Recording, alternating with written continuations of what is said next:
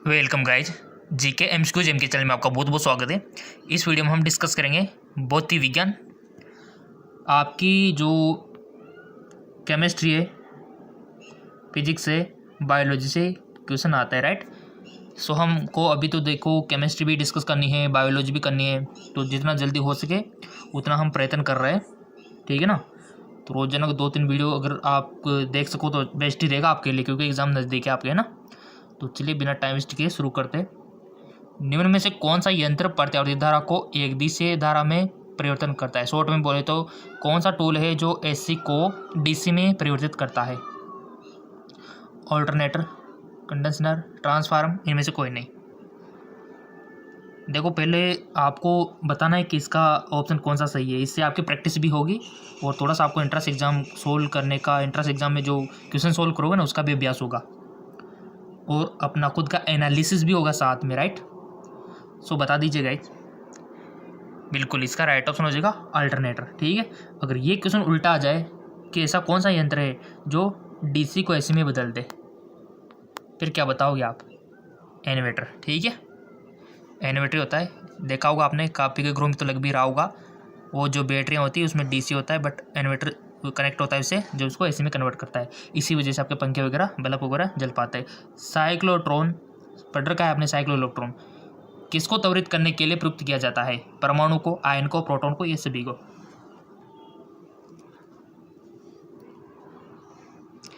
Cyclotron किसको त्वरित करने के लिए प्रयुक्त किया जाता है? तो इसका राइट ऑप्शन हो जाएगा एटॉम को, परमाणु को।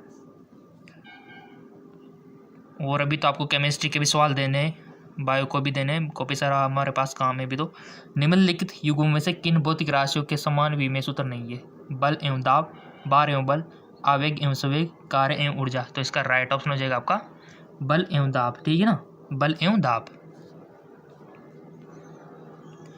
एक नदी में चलता हुआ जहाज समुद्र में आता है, तब जहाज का स्तर पहले जितना होगा, थोड़ा नीचे जाएगा, थोड़ा ऊपर आएगा, इनमें से कोई नहीं। एक नदी में चलता हुआ जहाज समुद्र में आता है, तब जहाज का स्तर थोड़ा ऊपर जाएगा। क्लियर? बिना कहे सिलेक्ट कर लिया करो, इससे आपकी प्रैक्टिस अच्छी होगी। एक बीकर में पानी पर बर्फ तैर रही है, जब बर्फ पूर्णतया पिघल जाती है तो बीकर में पानी का थल बढ़ेगा, पहले बढ़ेगा बाद में घटेगा, घटेगा उतना ही रहेगा। एक बीकर में पानी पर बर्फ तैर रही है, जब बर्फ पूर्णतः पिघल जाती है तो बीकर में पानी का थल, राइट ऑप्शन, उतना ही रहेगा, उतना ही रहेगा, ठीक है ना। चलते अगले क्वेश्चन की ओर। अगला क्वेश्चन, जब किसी बोतल में पानी भरा जाता है और उसे जमने दिया जाता है तो बोतल टूट जाती है, क्यों? बोतल हिमांक पर सिकुड़ती है, पानी गर्म करने पर फैलता है, बोतल के बाहर का तापक्रम अंदर से ज़्यादा होता है, पानी जमने पर फैलता है। जब किसी बोतल में पानी भरा जाता है और उसे जमने दिया तो क्या होता है? बोतल टूट जाती है। इसका राइट ऑप्शन हो जाएगा पानी जमने पर फैलता है ना, तो फैलेगा तो कहाँ जाएगा? टूटनी है बोतल तो।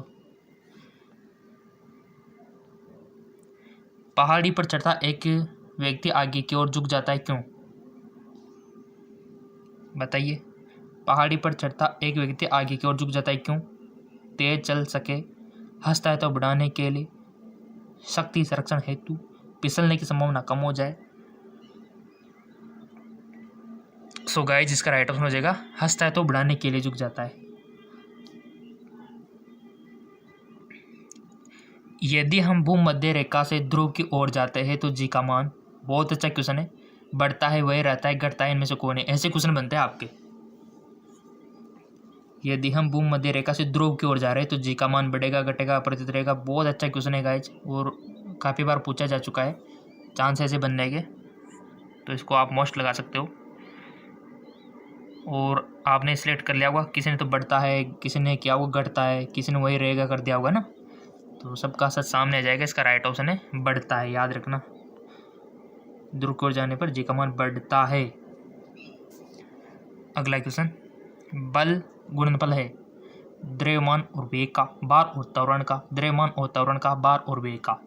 बल गुणनफल है, सो इसका राइट ऑप्शन द्रव्यमान और त्वरण का, द्रव्यमान और त्वरण का। अगला, शून्य में स्वतंत्र रूप से गिरने वाली वस्तु का समान वेग होता है, समान बल होता है, समान गति होती है, समान त्वरण होता है। सो गाइस इसका राइट ऑप्शन हो जाएगा समान त्वरण होता है। चलते हैं अगले क्वेश्चन की ओर। नेक्स्ट, एक लड़की झूले पर बैठी स्थिति में झूला झूल रही है। उस लड़की के खड़े हो जाने पर दोलन का आवर्तकाल कम हो जाएगा, अपवर्तित रहेगा, अधिक हो जाएगा, इनमें से कोई नहीं। इसका राइट ऑप्शन सेट कर लिया करो आप बिना बताए, क्योंकि आपको ही कोई करना है एग्जाम में। सो इसका राइट ऑप्शन कम हो जाएगा। ठीक है, कम हो जाएगा। यदि किसी वस्तु का वेग दुगना कर दिया जाए तो संवेग दुगना हो जाता है, गतिज ऊर्जा 4 गुनी हो जाती है, उपयोग दोनों, इनमें से कोई नहीं। यदि किसी वस्तु का वेग दुगना कर दिया जाए तो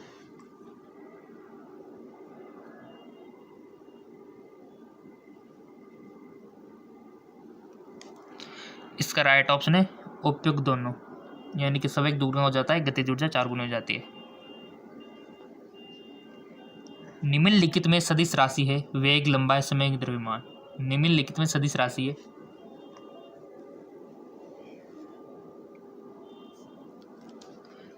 इसका राइट ऑप्शन है वेग, सदिश राशि है। ठीक है ना, थोड़ा सा जूम कर लेते। न्यूटन की गति का प्रथम नियम क्या कहलाता है? संवेग क्षरण का नियम, गतिशीलता का नियम, जड़ता का नियम, इनमें से कोई नहीं। राइट ऑप्शन जड़ता का नियम। सेकंड थर्ड का भी ध्यान रखना। दो वेक्टर जिनका मान अलग है उनकी दिशा अलग होगी, उनका परिणाम शून्य होगा, उनका परिणाम शून्य नहीं हो सकता, इनमें से कोई नहीं। उनका परिणाम शून्य नहीं हो सकता।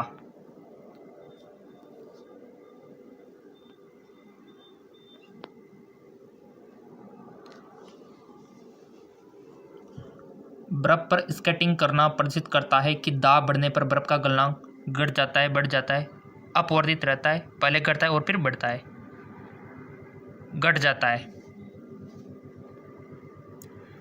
जब कोई नाव नदी से समुद्र में प्रवेश करती है तो थोड़ी ऊपर की ओर उठ जाती है, थोड़ी डूब जाती है, अपवर्तित रहती है, इनमें से कोई नहीं। तो राइट ऑप्शन इज थोड़ी ऊपर की ओर उठ जाती है। अगला, निम्नलिखित में से किसमें गतिज ऊर्जा नहीं है? चली हुई गोली, खिंचा हुआ धनुष, चलता तोड़ा, बहता हुआ पानी। राइट ऑप्शन खिंचा हुआ धनुष में। कौन सी है फिर स्थितिज ऊर्जा है? जब एक चल वस्तु की गति दुगनी हो जाती है तो उसकी गतिज ऊर्जा दुगनी हो जाती है, 3 गुनी बढ़ जाती है, समान रहते हैं, चौगुनी हो जाती है। जब एक चल वस्तु की गति दुगनी हो जाती है तो उसकी गति ऊर्जा, तो राइट ऑप्शन हो जाएगा चौगुनी हो जाती है। ठीक है ना। नेक्स्ट, जब दूध को भिगोया जाता है तो उसमें मक्खन अलग हो जाता है, इसका कारण बताओ। गुरुत्वाकर्षण बल, घर्षण बल, केंद्रापसारी बल।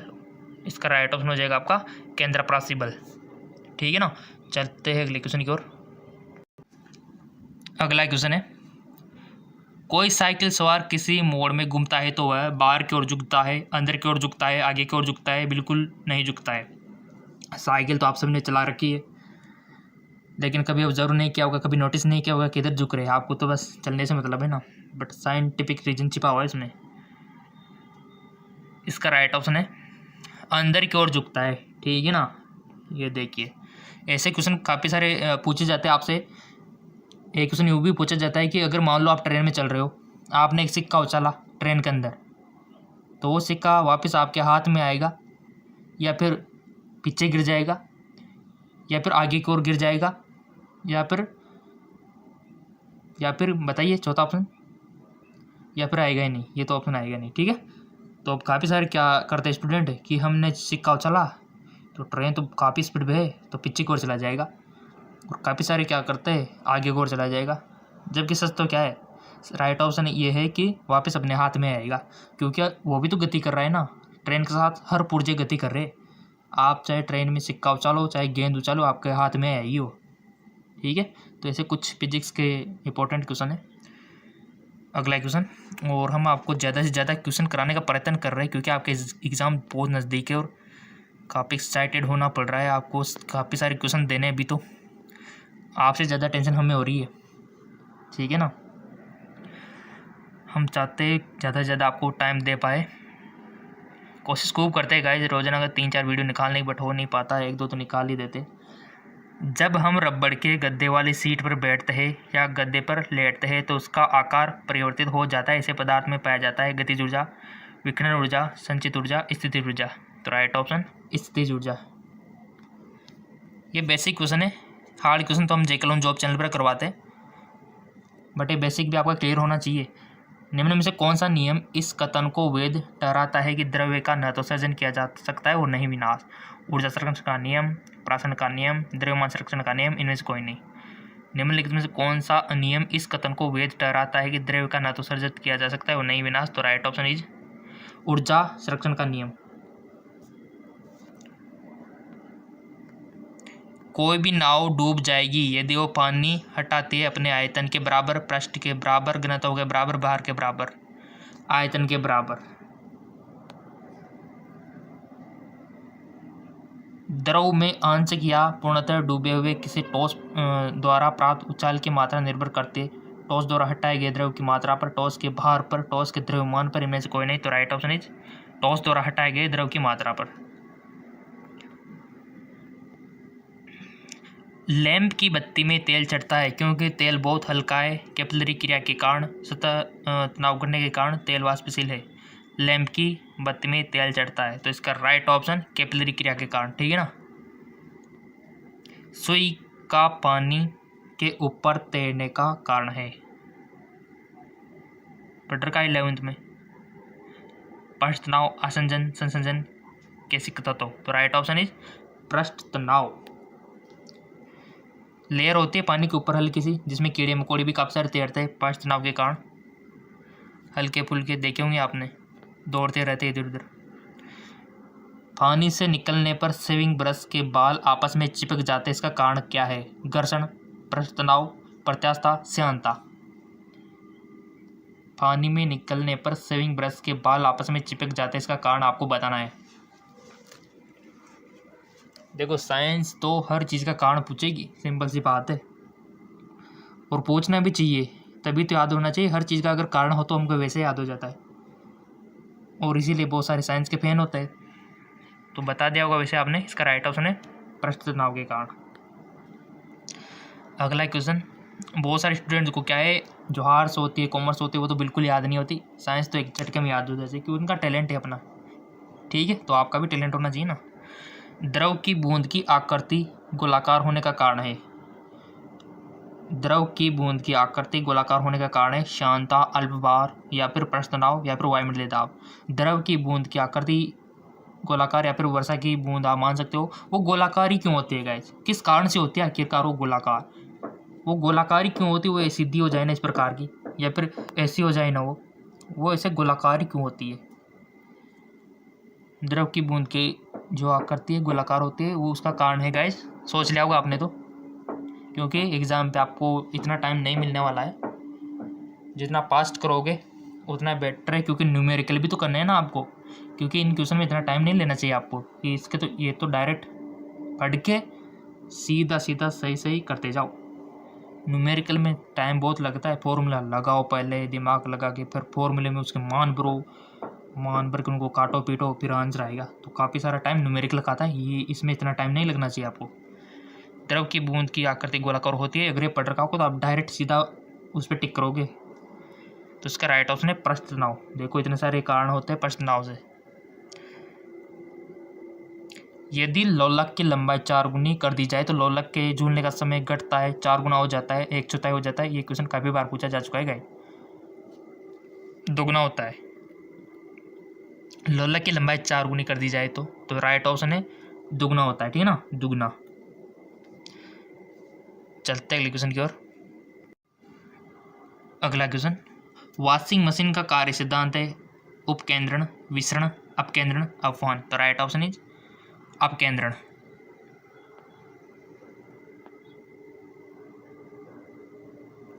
अगला क्वेश्चन, एक लिफ्ट में किसी व्यक्ति का प्रत्यक्ष भार वास्तविक भार से कम हो होता है जब लिफ्ट जा रही है त्वरण के साथ ऊपर, समान गति से नीचे, समान गति के साथ ऊपर, त्वरण के साथ नीचे। तो राइट ऑप्शन इज त्वरण के साथ नीचे। ठीक है। पानी में लोहे की सुई डूब जाती है लेकिन जहाज तैरता है, ये किस सिद्धांत पर आधारित है? पास्कल का सिद्धांत, आर्किमिडीज का सिद्धांत, गुरुत्वाकर्षण का नियम, या फिर इनमें से कोई नहीं। इसका राइट ऑप्शन हो जाएगा आपका आर्किमिडीज का सिद्धांत। अगला थोड़ा सा एडजस्ट। पानी के एक गिलास में एक बर्फ का टुकड़ा तैर रहा है। जब बर्फ पिघलती है तब पानी के स्तर पर क्या प्रभाव होगा? बढ़ेगा, पहले बढ़ेगा फिर कम होगा, इतना ही रहेगा, इनमें से कोई नहीं। पानी के एक गिलास में, ऐसा मान सकते हो आप, एक गिलास ऐसा कुछ मान लो आप, तो एक गिलास ऐसा, ड्राइंग इतनी अच्छी नहीं है। एक बर्फ का टुकड़ा तैर रहा है, बर्फ का टुकड़ा मान लो, पानी भी भरा हुआ है। अब ये पिघलेगा ना, तो पानी के स्तर में क्या परिवर्तन होगा गाइस बताओ? बहुत अच्छा क्वेश्चन पूछा है। ये टुकड़ा पिघल गया, अब पानी के स्तर में क्या परिवर्तन होगा? सोच लिया, कर लिया होगा आपने इसको हल। इसका राइट ऑप्शन हो जाएगा उतना ही रहेगा। ये है साइंस, उतना ही रहेगा। अब आप सोच रहे हो सर गिलास में बर्फ का टुकड़ा तैर रहा था, वो पिघलेगा तो बढ़ना चाहिए ना, बट गाइस उसने इतना ही आयतन हटा रखा था, इसी वजह से वो तैर रहा था। ठीक है, पिघलेगा तो भी क्या, आयतन में कोई चेंजिंग थोड़ी ना आएगा, समझने वाली बात है। ठीक है ना।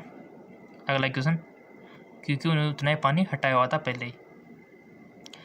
भारहीनता की, आर्किमिडीज का सिद्धांत पढ़ गए ना, तो कोई दिक्कत ही नहीं है। भारहीनता की अवस्था में एक मोमबत्ती की ज्वाला का आकार हो जाएगा, अधिक लंबा वही रहेगा, गोलाकार अधिक छोटा। तो राइट ऑप्शन इज वही रहेगा। भारहीनता की अवस्था में एक मोमबत्ती की ज्वाला का आकार वही रहेगा। देखो गाइस, काफ़ी सारी कंडीशन में भौतिक विज्ञान बहुत ही विज्ञानी है। कोई चीज़ें वही रहती है तो कोई चीज़ें बढ़ती है तो कोई चीज़ें घटती है ना। तो इसका थोड़ा सा ध्यान रखना, ऐसे क्वेश्चन आपसे पूछे जाएंगे। निम्नलिखित में से किसकी इकाई न्यूटन मीटर नहीं है? यानी कि आपको पता होना चाहिए कि किस किस की इकाई न्यूटन मीटर है, तब तो आप इसको इजीली कर पाओगे। ऑप्शन है कि बल, ऊर्जा, कार्य, गतिक ऊर्जा। तो राइट ऑप्शन हो जाएगा आपका बल। ठीक है ना, बल। न्यूटन मीटर नहीं है, ऊर्जा की भी है, कार्य की भी है, गतिज ऊर्जा की भी है। वस्तु को गर्म करने पर उसके अणुओं की चाल बढ़ जाएगी, का बार घट जाएगा, का बार बढ़ जाएगा, या फिर ऊर्जा कम हो जाएगी?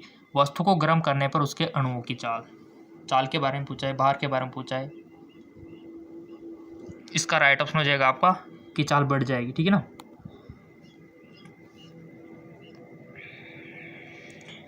इनमें से कौन ऊष्मा का मात्रक नहीं है? इनमें से कौन ऊष्मा का मात्रक नहीं है? Calorie, degree Celsius, joule, kilo calorie. इनमें से कौन ऊष्मा का मात्रक नहीं है? तो right option is degree Celsius, बिल्कुल।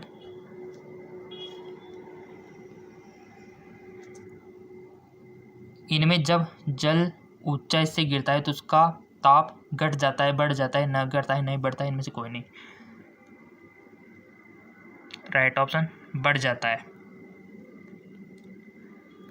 चावल को पकाने में कहाँ अधिक समय लगेगा? समुद्र तट पर, शिमला में, माउंट एवरेस्ट पर, समुद्र की गहराई में। साइंस वाले स्टूडेंटों बताओ आंसर।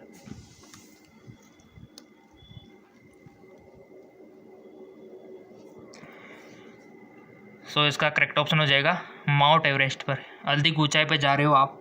अब क्यों? माउंट एवरेस्ट क्या होती है, बहुत ऊंची है, और आपने पढ़ रखा है कि जैसे जैसे हम ऊंचाई पर जाते हैं वायुमंडलीय दाब कम होता जाता है।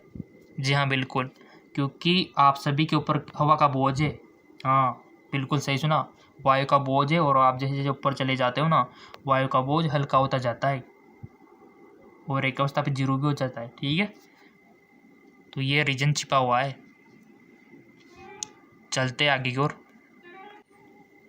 अगला क्वेश्चन, वह ताप जिस पर बर्फ, पानी और वाष्प संतुलन में रहता है कहा जाता है? हिमांक, त्रिक बिंदु, क्रांतिक ताप, क्वथनांक। वह ताप जिस पर बर्फ, पानी और वाष्प संतुलन में रहता है कहा जाता है? तो इसका राइट ऑप्शन है त्रिक बिंदु।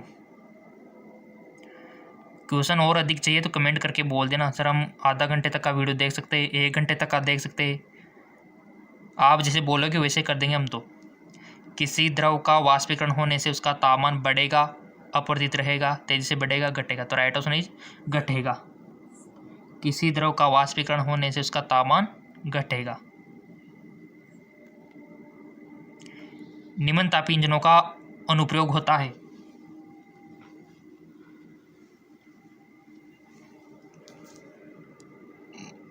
पनडुब्बी नोदन में, अतिचालकता रॉकेट प्रौद्योगिकी, तो इसका राइट ऑप्शन है रॉकेट प्रौद्योगिकी में। और गाइस क्वेश्चन और अधिक चाहिए ना तो बिल्कुल भी आपको फिक्र नहीं करनी है। एक और चैनल है आपके लिए, JK लॉन जॉब। हम हमेशा आपसे बोलते हैं, अगर सब्सक्राइब नहीं किया तो लिंक नीचे दिया हुआ है डिस्क्रिप्शन में।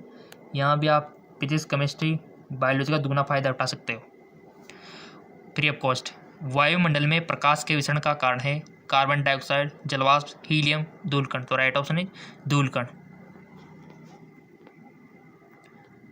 आकाश का रंग नीला प्रतीत होता है, क्यों होता है गाइस? अब आप किसी अनएजुकेटेड से पूछोगे तो वो क्या सोचेगा कि होता है तो होता है, बट आप साइंस के स्टूडेंट हो, थोड़ा सा रीजन आपको बताना है इसका। विवर्तन के कारण, प्रकीर्णन के कारण, परावर्तन के कारण, अपवर्तन के कारण। आकाश का रंग नीला क्यों होता है? वो होता है गाइस प्रकीर्णन के कारण, ठीक है। और अगर आप आकाश को मान लो चंद्रमा पे हो, फिर देख रहे हो अंतरिक्ष से, तो आकाश तो कैसा दिखाई देगा? भले। क्यों दिखाई देगा भले? क्योंकि वहाँ प्रकीर्णन करने के लिए कुछ वायु वगैरह धूलकण है ही नहीं, निर्वात है ना, तो निर्वात में तो प्रकीर्णन होगा ही नहीं, तो इस वजह से ब्लैक दिखाई देता है। और धरती से तो क्या है, बीच में हवा है, धूल एक अपसर गैस है, तो उसके कारण प्रकीर्णन हो जाता है और नीला दिखाई देता है। अगला, इंद्रधनुष कितने रंग दिखाता है? 7, 10, 12, 5। अब आप बोल देंगे सर ये तो बच्चों वाला क्वेश्चन है, तो आप अपनी लेवल के अकॉर्डिंग अंदर तक चले जाओ। इंद्रधनुष कितने रंग दिखाता है, तो ये क्वेश्चन आ गया, तो अंदर जाओ। क्यों दिखाता है, क्या कारण है दिखाने का? क्या परावर्तन है, क्या पूर्ण आंतरिक परावर्तन है, या फिर अपवर्तन है? क्या कारण है ऐसा? इस तरह से अंदर जा सकते हो आप। और यही है ट्रिक, जिस लेवल का आप एग्जाम दे रहे हो ना उसके उतना डीपली चले जाया करो। सो इसका राइट ऑप्शन है 7। मृग तृष्णा बनने का कारण है पूर्ण आंतरिक परावर्तन, अपवर्तन, परावर्तन, विसरण। मृग तृष्णा जानते हो ना क्या होती है? आप कभी गर्मियों के दिनों में कभी गए होंगे ना सड़क पे, ट्रैवल किया होगा, तो आपने दूर देखा होगा पानी भरा हो, ऐसा लग रहा है कि सड़क पे तो पानी भरा हुआ है। जैसे वहाँ गए फिर और दूर चला गया हो आपका पानी, फिर वहाँ गए और दूर चला गया हो पानी, जबकि एक्चुअल में तो कुछ है नहीं, सूखा है सब। वो तो आपको दिख रहा है, एक्चुअल में वास्तव में तो वहाँ सूखा पड़ा हुआ है। और ऐसे रेगिस्तान में होता है, काफ़ी दूर दूर तक आपको क्या दिखाई देता है, काफ़ी दूर पर पानी, लेकिन वहाँ जाते हो तो दिखाई नहीं देता। तो ये बनता है तो किस कारण से बनता है? इसका आंसर हो जाएगा पूर्ण आंतरिक परावर्तन। इस कारण से आपको ऐसा दिखाई देता है गाइस, जबकि एक्चुअल में ऐसा कुछ है नहीं। पूर्ण आंतरिक परावर्तन होता है जब प्रकाश जाता है जल से कांच में, वायु से जल में, हीरे से कांच में, वायु से कांच में। पूर्ण आंतरिक परावर्तन होता है जब प्रकाश जाता है। बताओ। और अभी तक आपने फेसबुक, इंस्टाग्राम पे फॉलो नहीं किया तो कर लेना, लिंक हम दे रखा है नीचे डिस्क्रिप्शन में।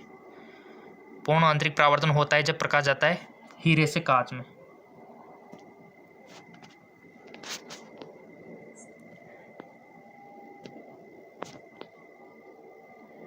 किस गुणधर्म के कारण पानी से भरे बर्तन में डुबोई गई छड़ी मुड़ी हुई प्रतीत होती है? प्रकीर्णन, उत्प्लावन, अपवर्तन, परावर्तन।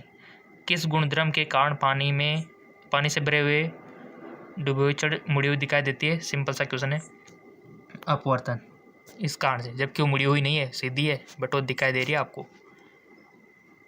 सूर्य ग्रहण कब होता है? बहुत अच्छा क्वेश्चन, और काफ़ी सारे उसमें कंफ्यूज होंगे, देखना। प्रतिपदा, चंद्रमा के, जिसको आप अमावस्या बोल दो, पूर्णिमा बोल दो, किसी भी दिन सूर्य ग्रहण, सिंपल सी बात है, वो होता है प्रतिपदा। यानी कि आप सूर्य ग्रहण कब होता है? अमावस्या, ठीक है। चंद्रग्रहण कब होता है फिर? चंद्रग्रहण तो फिर पूर्णिमा को ही होगा ना, क्योंकि पूर्णिमा को दिखाई देता है पूरा। थोड़ा सा ब्रह्मांड से रिलेटेड भी क्वेश्चन आपसे पूछे जाते हैं।